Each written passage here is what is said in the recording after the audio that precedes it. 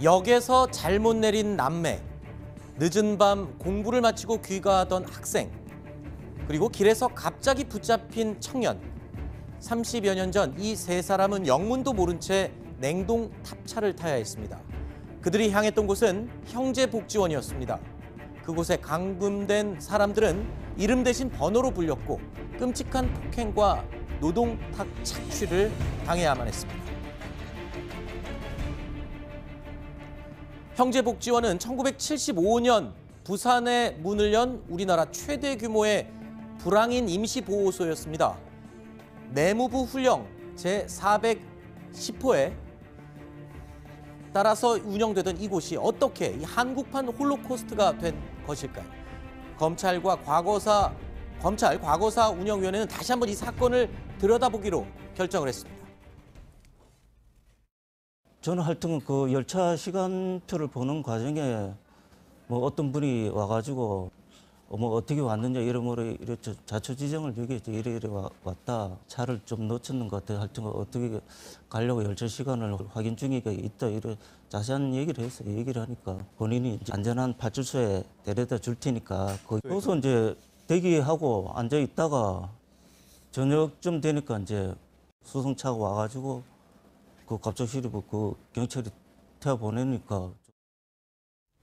내무부 훈령에 따라서 만들어진 곳인데 어떻게 해서 이렇게 마구잡이로 사람들이 잡혀간 겁니까? 이게 1975년부터 87년까지 벌어졌던 사건입니다. 네. 부산의 형제복지원이라고 해서 이제 여기에 내무부 훈령으로 해서 당시 박정희 정권 시절에 이제 불황자들을 이제 거기에다 수용을 했고, 네. 또 이제 전두환 정권 들어서서는 당시에 이제 우리가 88 올림픽이 있었지 않습니까? 네. 그러다 보니까 뭐 이런 불황인들을 한꺼번에 이제 한다 해서 당시 아마 삼천교육대 아마 기억하실 겁니다. 그렇죠. 그런 거 비슷하게 실제로 그러다가 실적을 올리니까 실제 이제 거리에서 잠시 이제 누웠던 잠자는 사람들을 갑자기 이렇게 세워서 신분증 내라고 신분증이 없으면 바로 차에 태워서 네. 형제복지원에 가서 강제 노역을 시키고 네. 지금까지 사망자가 한 500여 명이 넘었었어요. 아하. 그러다 보니까 이 사건에 대한 이제 진상 규명이 예전부터 이게 피해자들이 많이 주장을 해 왔는데 사실 이 법적으로 이게 제대로 이게 진상 규명이 되지 않았습니다. 네. 그래서 이번에 검찰 과거사위가 다시 한번 들여다봐야 되겠다 이렇게 네. 한 사건입니다. 강제로 끌려왔던 이들에게 형제복지원의 생활은 말 그대로 끔찍했습니다. 불황인을 가르쳐서 다시 사회로 내보내겠다라는 취지와는 완전히 달랐습니다. 피해자 이상철 씨가 4년 전 저희 채널A에서 증언한 내용도 마찬가지였습니다. 처음에 가면 신입소대로 들어갑니다. 다 군인용으로 쓰고 이제 뭐 직책 같은 것도 뭐 소대장, 중대장 이런 식으로 군대식으로 이제 뭐 재직 훈련도 받고 그러거든요. 신입소대 들어가게 되면 이제 그 과정이 다 폭력으로 이제 가는 거죠. 말이 복지시설이었지 실제로는 전혀 달랐군요. 지금 이제 이렇게 비유할지 모르겠지만 IS나 어떤 북한의 그 정치범 수용소처럼 네. 당시에는 그랬습니다. 왜가 제 기억이 나냐면 제가 수습 기자 시절에 이 사건을 이제 취재를 하고 아하. 안에서 이제 그 지원을 했었거든요. 그래서 네. 그때 이제 악몽이 되살아나는데 그때의 인권 유린이나 이것 참상은 다 설명을 할 수가 없습니다. 아하. 왜냐하면 일단은 신분증이 없으면 말할 대로 데려갔기 때문에 불황아로 보고 데려갔는데 그 사실을 기본적으로 가족들한테 알려주지 않아요. 네. 그러니까 가족들로서는 이제 사람이 사라진 거죠.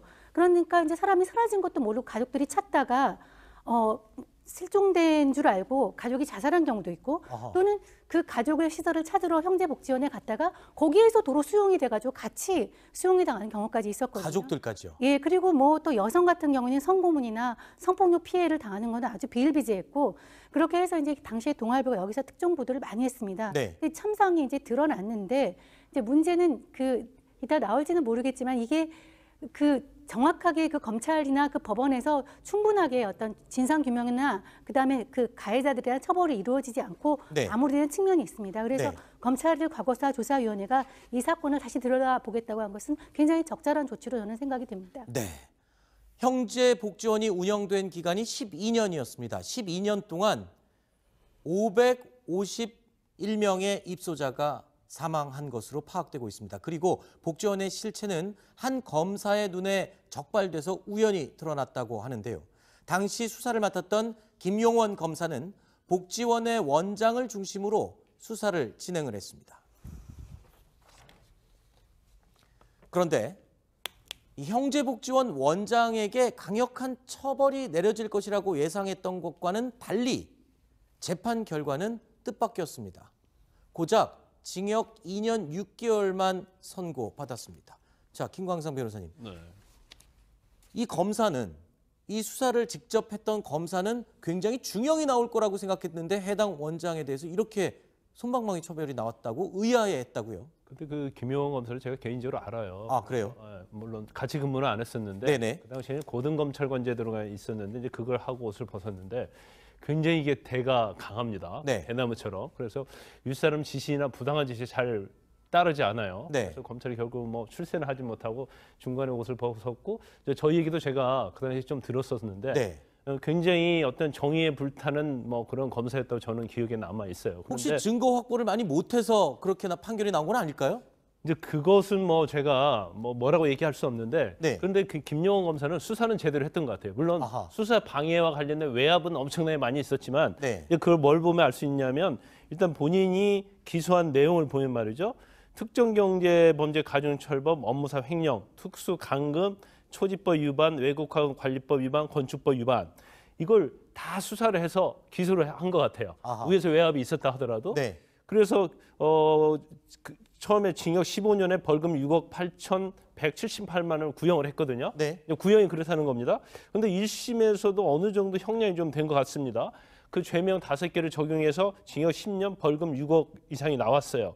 그런데 이게 항소심으로 갑니다. 네. 근데 제일 중요한 부분은 지금 형제복지원과 관련돼서는 제일 문제되는 거지 강금 아닙니까? 그렇죠. 그러니까 선량한 사람을 데려다 강금시키고 경우에 따라서는 폭행해서 사망하고 그게 제일 중요한 건데 고등 항소심에서 뭐 사회 사업가로서 공과에 대한 평가 정상을 참작한다. 아하. 그래가지고 일단 징역 4년으로 이 형량을 10년을 4년으로 축소를 시켜요. 네. 그리고 이게 대법원에 갔는데 아까 말씀드린 특수 강금죄에 대해서 이건 법령에 의해서 한 행위이기 때문에 아하. 죄가 되지 않는다고 그래서 내무부 병력 법령에 그렇죠. 의해서. 제일 중요한 특수 강금에 대해서 무죄 취지로 파기 환송을 해요. 그래서 다시 항소심에 와서 징역 3년으로 선고를 하고 또 대법원 대법원은 또 파기 환송해갖고 2년 6개월로 고등법원에 또 형량이 줄고 그 다음에 대법원을 가고 확정이 된 거예요. 그러니까 이게 핑퐁시로 왔다 갔다 하다가 결국 1심 징역 10년이 2년 6개월로 적어진 거죠. 네. 도대체 이 김용원 검사가 당시 충분한 증거까지 확보하고 기소를 했는데 왜 이렇게 판결이 나왔는지 그리고 도대체 어떤 외압이 있었는지 직접 목소리 들어보시죠. 당연히 외압이 있었죠. 이 형제복지원의 실상을 파헤치는 것은 이 전두환 정권의 복지사회 건설이라는 전두환 정권의 국정 지표를 손상시키고 공격하는 행위로 인정이 됐던 겁니다. 그래서 이 중앙정부에서 법무장관하고 검찰총장을 통해 가지고 끊임없이 수사를 방해를 했죠. 자, 그때 당시에 부산지검장이 우리가 너무도 잘 알고 있는 박희태 씨였네요. 그러니까 지금 그 울산지청에 있을 네. 때 얘기예요. 그 울산지청의 상위 기관이 이제 그 부산지검이 되는데 그 부산지검장이 박희태 당시 지검장이었고 아마 여기에 대해서는 김용원 그 현 변호사가 이 조사가 진행된다고 하면 구체적인 진술을 할 수 있을 걸로 보여요. 그래서 그런데 이제 그에 앞서서 박희태 당시 부산지검장을 대검에서 소환을 해서 조사를 하겠다고 하는데 박희태 전 그 의장이고 그 지금 당시에는 지검장이죠. 이분이 그 굉장히 노예하는 분이에요. 저는 기억 안 난다. 네. 너무 30년 전 일이고 기억이 안 난다라고 해서 모른다는 취지로 그냥 조사에 임하지 않을까. 그렇다고 하면은 이 박희태 부산지검 당시 지검장 윗선에서 내려왔던 외압에 대해서 그 다리 역할이 됐던 당시 박희태 지검장이 중요한 얘기를 할까라는 데서는 좀 저는 부정적인 그 평가를 하게 됩니다. 또 하나 궁금한 게 있습니다. 아니 그 복지원장, 이 박인근 복지원장이 도대체 얼마만큼의 신뢰를 얻고 전두환 당시 대통령이 굉장히 믿음을 가졌다고 하는데 도대체 어떤 사이였기 때문에 그런 저도 지금 이제 기억을 되살려 보면은 박인근 원장이었죠. 네. 근데 이제 직업군인 출신입니다. 그렇지만 이제 기독교에서 이제 장로로 불렸고 장로로 그때 불리기도 해서 기사를 그렇게 쓴 생각이 나는데 그래서 사실 사회사업이라고 했던 공로를 받아서 인정을 받아서 지금 얘기 나온 대로 국민포장이라든가 국민운동 공백장 이런 것들을 굉장히 많이 받았고요. 심지어 그때 이제 그 군인 신분이었기 때문에 전두환 대통령하고도 그 어떤 인연이 있는지 전두환 당시 대통령이 이렇게 말을 했다는 거죠. 형제복지원 원장은 훌륭한 사람이다. 박인근 원장 같은 사람 덕분에 거리에 거지도 없고 좋지 않소.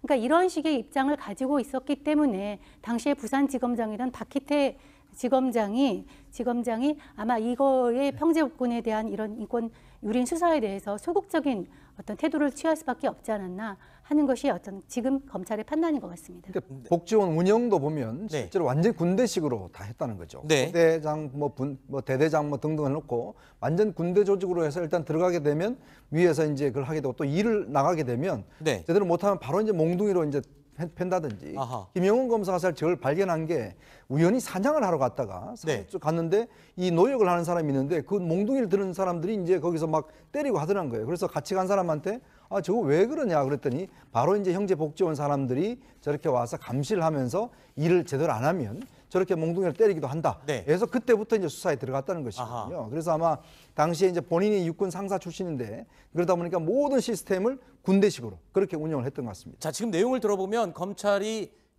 이 과거사위원회를 통해서 이 사건을 다시 짚어보는 것 굉장히 의미가 있는 것 같습니다만 아까 이수희 변호사께서 이런 말씀하셨어요. 박희태 당시 부산지검장이 만약에 기억이 희미하다, 이 정확히 이야기할 수 없다 이 말을 계속 반복한다면 이 과거사를 끝까지 뭐 밝혀낼 수는 있는 겁니까? 일단 뭐 조사를 해서 이제 실체의 진실을 좀 밝힐 수 있겠죠. 그래서 지금 검찰에서 이제 비상상고를 하겠다 그런 것 같아요. 그러니까 네. 검찰총장이 이전에 확정된 판결이라도 법령에 위반된 경우는 이제 비상상고를 할 수가 있거든요. 네. 근데 거기에서 이전 판결과 다른 내용이 나온다 하더라도 사실 그 당시에 외압을 가했던 수사를 했던 사람이랄지 형제복지원과 관련된 사람을 처벌하기는 어렵죠. 왜냐하면 그래요? 공소시효라든지 그런 문제가 있기 때문에. 네. 그런데 사실은 그지만 의미가 굉장히 있다고 봐요. 왜냐하면 아하. 어떤 그러한 인권 유린에 의해서는 피해자들을 위한 거라면 네. 사실은 시체의 진실이 밝혀져야 한다고 보고 저도 그때 생각이 납니다. 그때 대학을 다녔던 것으로 생각이 되는데 가장 자랑스러운 게 뭐였냐면 우리나라에는 거지가 없다는 거예요. 불량아도 없고. 아하. 그걸 굉장히 자랑스럽게 뭐 방송에서도 이야기했었는데 결국 그러한 것들이 형제복지원이랄지 아니면 삼천교육대 같은 것들이 있었기 때문에 네. 인권을 유린하는 그러한 제도가 불법적으로 있었기 때문에 그걸 어떻게 보면 비뚤어진 그러한 어떤 세태였다고 볼 수 있는 거죠. 그러면 지금 말씀대로 정말로 아무런 처벌할 근거나 이런 건 지금 없지만 오직 그냥 진실을 밝히는 것 그거 한 가지만 남는 겁니까? 그러니까 이제 형사법적으로는 처벌을 못한다, 관련자들을 처벌을 못한다 하더라도 저는 진상이 드러나서 네. 당시에 공무원들, 특히 저 검찰 수사 라인이나 이런 데서의 불법 행위가 있었다면은 저는 이거는 국가배상도 지금 시효가 다 완성이 돼서 특별법으로라도 저는 이 구제를 해야 된다는 생각을 해요. 왜냐하면 제가 이 고발 프로그램 보고 너무 화가 나서 잠을 설쳤던 기억이 나는데. 네. 거기에 나왔던 한 분이 피해자가 10대 초반에 저게 붙들려 간 거예요. 13살인가 몇 살. 이 사람은 공부도 잘하던 친구예요. 근데 네. S분이에요. 학교를 못 간 거예요. 그러면서 그 10몇 년을 그렇게 강제 노역에 구타에 시달리다 보니까 정신이 다 피폐해지고 한창 공부해야 될 학창 시절이 그다음 송두리째 빼앗겨진 거잖아요. 네. 나머지 인생도 지금 살 수가 없는 상황이 된 거예요.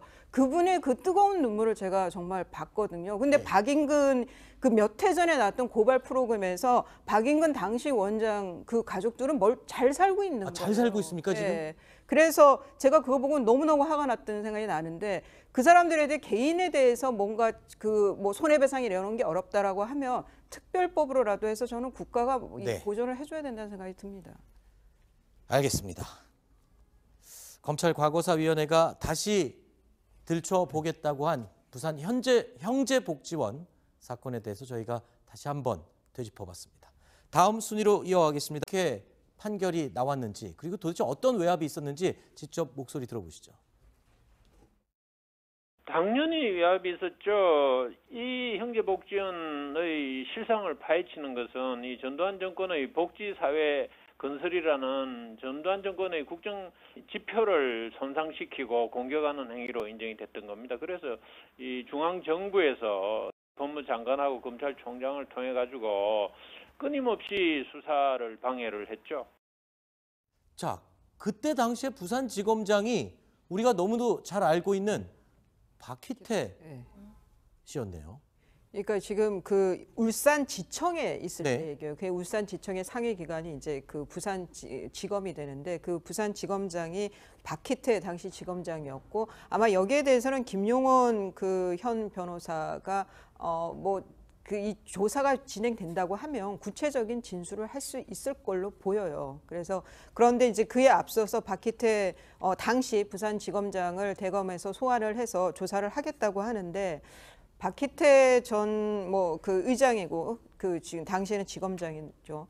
이분이 그 굉장히 노예하는 분이에요. 저는 뭐 기억 안 난다. 네. 너무 뭐 30년 전 일이고 기억이 안 난다라고 해서 모른다는 취지로 그냥 조사에 임하지 않을까. 그렇다고 하면은 이 박희태 부산지검 당시 지검장 윗선에서 내려왔던 외압에 대해서 그 다리 역할이 됐던 당시 박희태 지검장이 뭐 중요한 얘기를 할까라는 데서는 좀 저는 부정적인 그 평가를 하게 됩니다.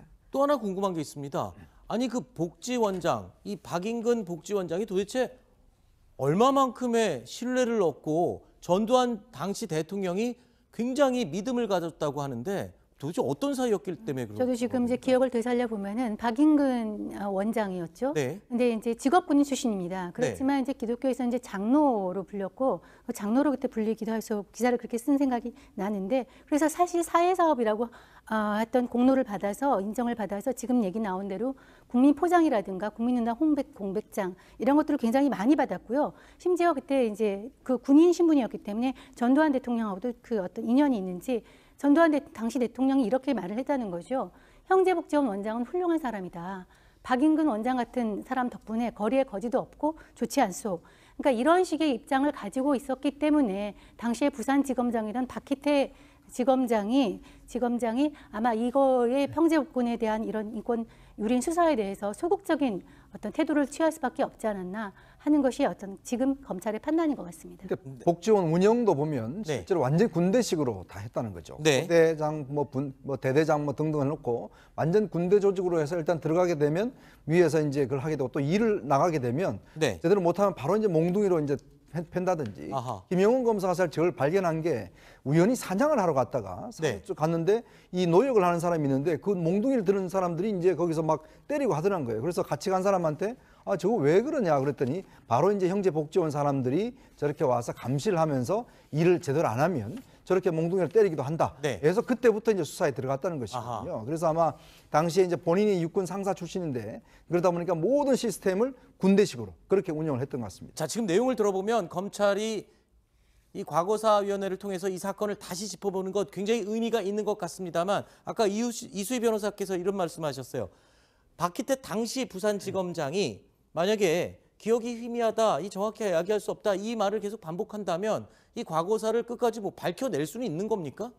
일단 뭐 조사를 해서 이제 실체의 진실을 좀 밝힐 수 있겠죠. 그래서 지금 검찰에서 이제 비상상고를 하겠다 그런 것 같아요. 그러니까 네. 검찰총장이 이전에 확정된 판결이라도 법령에 위반된 경우는 이제 비상상고를 할 수가 있거든요. 네. 근데 거기에서 이전 판결과 다른 내용이 나온다 하더라도 사실 그 당시에 외압을 가했던 수사를 했던 사람이랄지 형제복지원과 관련된 사람을 처벌하기는 어렵죠. 왜냐하면 그래요? 공소시효라든지 그런 문제가 있기 때문에. 네. 그런데 사실은 그지만 의미가 굉장히 있다고 봐요. 왜냐하면 아하.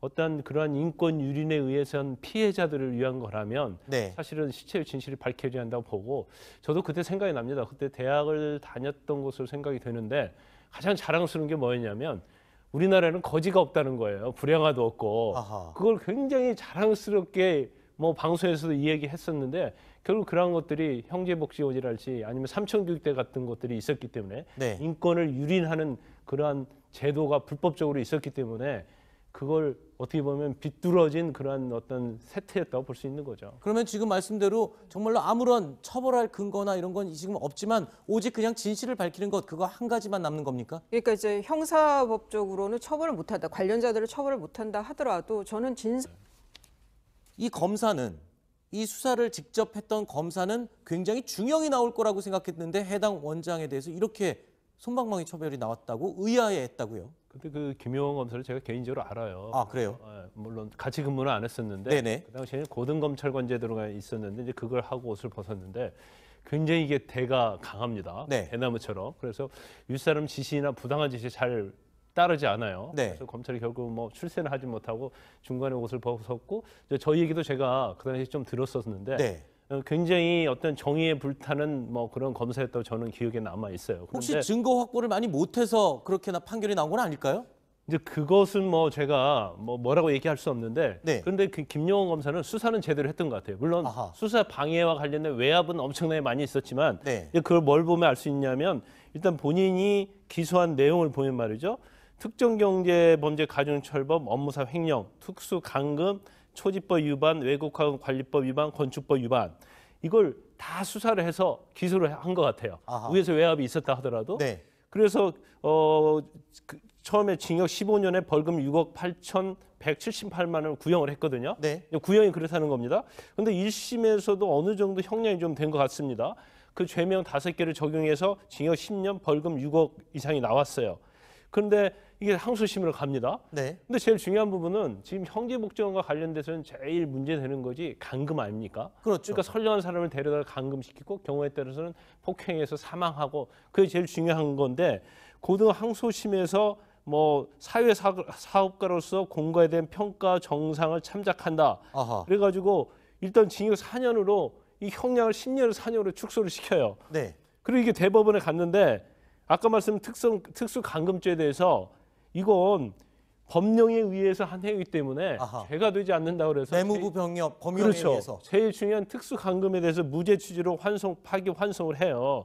그래서 다시 항소심에 와서 징역 3년으로 선고를 하고 또 대법원 대법원은 또 파기환송해갖고 2년 6개월로 고등법원에 또 형량이 줄고 그 다음에 대법원을 가고 확정이 된 거예요. 그러니까 이게 핑퐁시로 왔다 갔다 하다가 결국 1심 징역 10년이 2년 6개월로 적어진 거죠. 네. 도대체 이 김용원 검사가 당시 충분한 증거까지 확보하고 기소를 했는데 왜 이렇게 역에서 잘못 내린 남매, 늦은 밤 공부를 마치고 귀가하던 학생, 그리고 길에서 갑자기 붙잡힌 청년, 30여 년 전 이 세 사람은 영문도 모른 채 냉동 탑차를 타야 했습니다. 그들이 향했던 곳은 형제복지원이었습니다. 그곳에 감금된 사람들은 이름 대신 번호로 불렸고 끔찍한 폭행과 노동탁 착취를 당해야만 했습니다. 형제복지원은 1975년 부산에 문을 연 우리나라 최대 규모의 불황인 임시보호소였습니다. 내무부 훈령 제410호에 따라서 운영되던 이곳이 어떻게 이 한국판 홀로코스트가 된 것일까요? 검찰 과거사 운영위원회는 다시 한번 이 사건을 들여다보기로 결정을 했습니다. 저는 하여튼 그 열차 시간표를 보는 과정에 뭐 어떤 분이 와가지고 뭐 어떻게 왔느냐 이러므로 이래 자초지정을 여기 이래 왔다. 차를 좀 놓쳤는 것 같아요. 하여튼 어떻게 가려고 열차 시간을 확인 중이가 있다. 이래 자세한 얘기를 했어요. 얘기를 하니까 본인이 이제 안전한 파출소에 데려다 줄 테니까 거기서 이제 대기하고 앉아 있다가 저녁쯤 되니까 이제 수송차가 와가지고 그 갑작스레 그 경찰이 태워 보내니까. 내무부 훈령에 따라서 만들어진 곳인데 어떻게 해서 이렇게 마구잡이로 사람들이 잡혀간 겁니까? 이게 1975년부터 87년까지 벌어졌던 사건입니다. 네. 부산의 형제복지원이라고 해서 이제 여기에 내무부 훈령으로 해서 당시 박정희 정권 시절에 이제 불황자들을 이제 거기에다 수용을 했고 네. 또 이제 전두환 정권 들어서서는 당시에 이제 우리가 88 올림픽이 있었지 않습니까? 네. 그러다 보니까 뭐 이런 불황인들을 한꺼번에 이제 한다 해서 당시 아마 삼천교육대 아마 기억하실 겁니다. 그렇죠. 그런 거 비슷하게 실제로 그다가 실적을 올리니까 실제 이제 거리에서 잠시 이제 누웠던 잠자는 사람들을 갑자기 이렇게 세워서 신분증 내라고 신분증이 없으면 바로 차에 태워서 네. 형제복지원에 가서 강제 노역을 시키고 네. 지금까지 사망자가 한 500여 명이 넘었었어요. 아하. 그러다 보니까 이 사건에 대한 이제 진상 규명이 예전부터 이게 피해자들이 많이 주장을 해 왔는데 사실 이 법적으로 이게 제대로 이제 진상 규명이 되지 않았습니다. 네. 그래서 이번에 검찰 과거사위가 다시 한번 들여다봐야 되겠다 이렇게 네. 한 사건입니다. 강제로 끌려왔던 이들에게 형제복지원의 생활은 말 그대로 끔찍했습니다. 불황인을 가르쳐서 다시 사회로 내보내겠다라는 취지와는 완전히 달랐습니다. 피해자 이상철 씨가 4년 전 저희 채널 A에서 증언한 내용도 마찬가지였습니다. 처음에 가면 신입소대로 들어갑니다. 다 군인용어로 쓰고 이제 뭐 직책 같은 것도 뭐 소대장, 중대장 이런 식으로 군대식으로 이제 뭐 재직 훈련도 받고 그러거든요. 신입소대 들어가게 되면 이제 그 과정이 다 폭력으로 이제 가는 거죠. 말이 복지 시설이었지 실제로는 전혀 달랐군요. 지금 이제 이렇게 비유할지 모르겠지만 IS나 어떤 북한의 그 정치범 수용소처럼 네. 당시에는 그랬습니다. 왜가 제 기억이 나냐면 제가 수습 기자 시절에 이 사건을 이제 취재를 하고 아하. 안에서 이제 그 지원을 했었거든요. 그래서 네. 그때 이제 악몽이 되살아나는데 그때의 인권 유린이나 이것 참상은 다 설명을 할 수가 없습니다. 아하. 왜냐하면 일단은 신분증이 없으면 말할 대로 데려갔기 때문에 불황아로 보고 데려갔는데 그 사실을 기본적으로 가족들한테 알려주지 않아요. 네. 그러니까 가족들로서는 이제 사람이 사라진 거죠. 그러니까 이제 사람이 사라진 것도 모르고 가족들이 찾다가 실종된 줄 알고 가족이 자살한 경우도 있고 아하. 또는 그 가족의 시설을 찾으러 형제복지원에 갔다가 거기에서 도로 수용이 돼가지고 같이 수용이 당하는 경우까지 있었거든요. 가족들까지요. 예, 그리고 뭐 또 여성 같은 경우는 성고문이나 성폭력 피해를 당하는 건 아주 비일비재했고 그렇게 해서 이제 당시에 동아일보가 여기서 특종 보도를 많이 했습니다. 네. 그 참상이 이제 드러났는데 이제 문제는 그 이따 나올지는 모르겠지만 이게 그 정확하게 그 검찰이나 그 법원에서 충분하게 어떤 진상 규명이나 그다음에 그 가해자들에 대한 처벌이 이루어지지 않고 네. 마무리되는 측면이 있습니다. 그래서 네. 검찰 과거사 조사위원회가 이 사건을 다시 들여다보겠다고 한 것은 굉장히 적절한 조치로 저는 생각이 됩니다. 네. 형제복지원이 운영된 기간이 12년이었습니다. 12년 동안 551명의 입소자가 사망한 것으로 파악되고 있습니다. 그리고 복지원의 실체는 한 검사의 눈에 적발돼서 우연히 드러났다고 하는데요. 당시 수사를 맡았던 김용원 검사는 복지원의 원장을 중심으로 수사를 진행을 했습니다. 그런데 이 형제복지원 원장에게 강력한 처벌이 내려질 것이라고 예상했던 것과는 달리 재판 결과는 뜻밖이었습니다. 고작 징역 2년 6개월만 선고받았습니다. 자, 김광상 변호사님. 네.